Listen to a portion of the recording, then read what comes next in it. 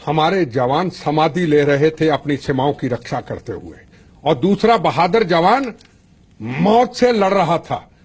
पठानकोट की घटना, दीनानगर की घटना, इनको याद नहीं 26/11 की घटना, इनको याद नहीं पार्लियामेंट का हमला।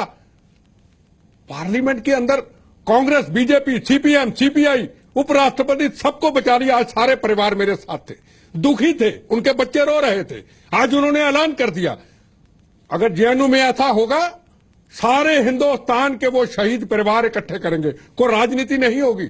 जिन जवानों के सिर कट के उनकी पत्नियां, उनके बच्चे होंगे, रोते हुए वहां पे बैठेंगे कि यहां से जो जो देशद्रोही है, जिसने अफजल के नारे लगाने हैं, पाकिस्तान जिंदाबाद के नारे लगाने हैं, सैयद के साथ चलना है, कश्मीर की आजादी की बात करनी है, उनको निकालो यहां से।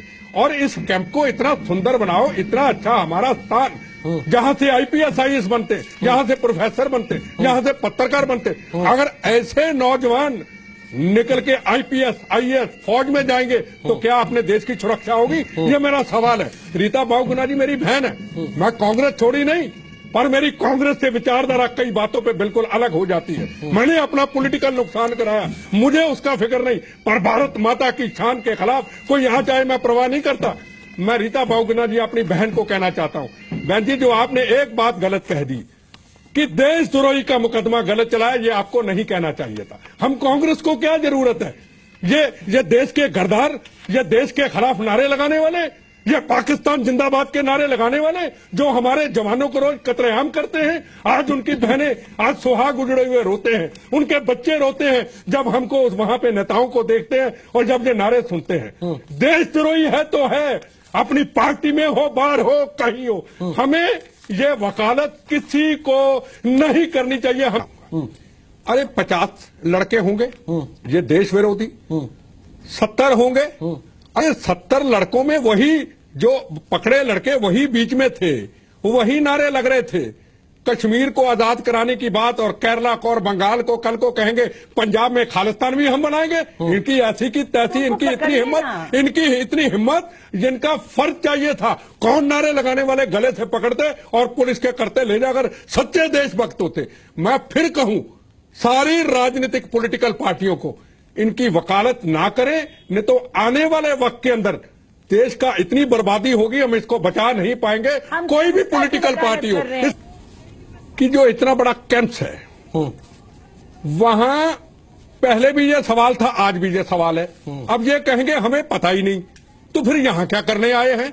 ये 2 लड़कों के सामने फोटो दिखा रहे, कौन या कौन को नहीं जानते? ये तो कह रहे हैं मैं नहीं जानता कौन है। आपके सामने उन्होंने कहा कि मैं नहीं जानता। नहीं जानते तो फिर इनको क्यों बिठा रखा है? उमर खालिद कौन है मैं नहीं जानता। नहीं है तो फिर इनको क्यों बिठा रखा है? जब ये वकालत उनकी कर ही नहीं रहे, उनकी बात ही नहीं कर रहे, इनको पता ही कुछ नहीं, मैं ठेकेदार नहीं हूं मैं, तो इनको हटाइए ना, किसी और को लाइए। ये क्या जवाब देंगे? ये तो कमिश्नर पुलिस आईपीएस ऑफिसर, इनको को गिला शिकवा है आपस में बात। जिसने कैसे कह दिया वो चल रहे थे, कैसे राजनाथ सिंह चाहे दूसरी पॉलिटिकल पार्टी का, क्या बोलने का तरीका इनका, क्या तरीका बोलने का इनका? ये आतंकवाद को बढ़ावा दे रहे हैं या क्या कर रहे हैं? हम किसी की वकालत नहीं कर रहे, पर ये कौन सा तरीका है? कुछ ये गुंडा राज है क्या? मैं आज ये शुरुआत हो चुकी है। तुम्हारे जैसे लोगों को ठीक करने के लिए ये सही शुरुआत है, आगे देखो होता क्या। हम परिवारों को लेकर जब बैठेंगे ना वहां पे, उनके बच्चे, उनकी औरतें जिनके पतियों के सुहाग उजड़ गए, फिर आपको पता चलेगा। पुलिस की जरूरत नहीं पड़ेगी, राजनीतिक पार्टियों की जरूरत नहीं पड़ेगी, हम बैठेंगे, हम कुर्बानी देंगे। पंजाब में दी ना, यहां भी देंगे।